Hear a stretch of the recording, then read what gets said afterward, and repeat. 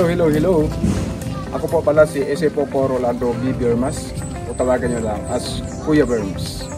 Ako ay inyong bomberong kaibigan na magbibigay kaalaman para sa ligtas na paaralan. Tara! Kuya Berms, ano bang meron sa June? Ang buwan ng Hunyo ay tinalagan ng BEP bilang School Opening Fire Safety Month. Alinsunod sa year-round Fire Safety Awareness Campaign ito.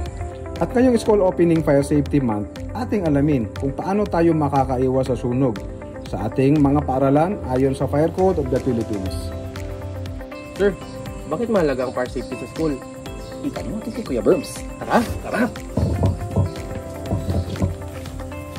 Sa mga paaralan, mahalaga ang fire safety dahil maraming estudyante, guro at kawani ang maaring maapektuhan kapag may emergency.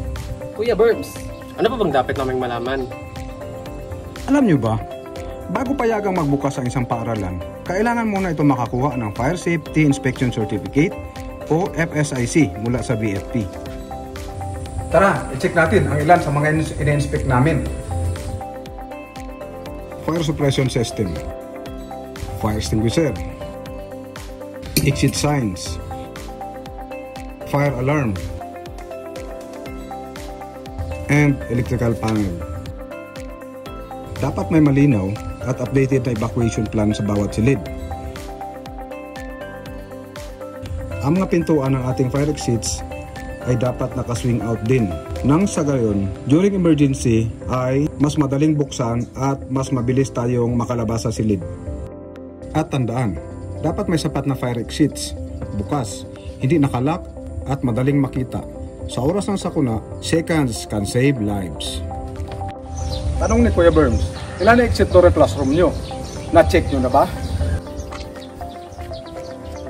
Every quarter, dapat ay nagsasagawa din ng fire and earthquake drill sa ating mga paaralan.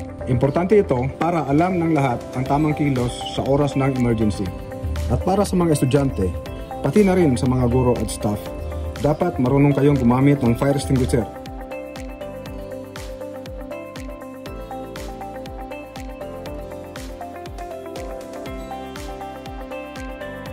Tandaan, pagdating sa sunog, bawal yung bahala na. Ang BEP ay katuwang ang mga paaralan sa pagbibigay ng mga fire drills, inspections, and seminars. Tawagan lang ang pinakamalapit na BEP kung kinakailangan ninyo ng tulong. Ako si Kuya Berms, mamuling nagpapaalala, ang inyong kaligtasan ay aming priority number 1.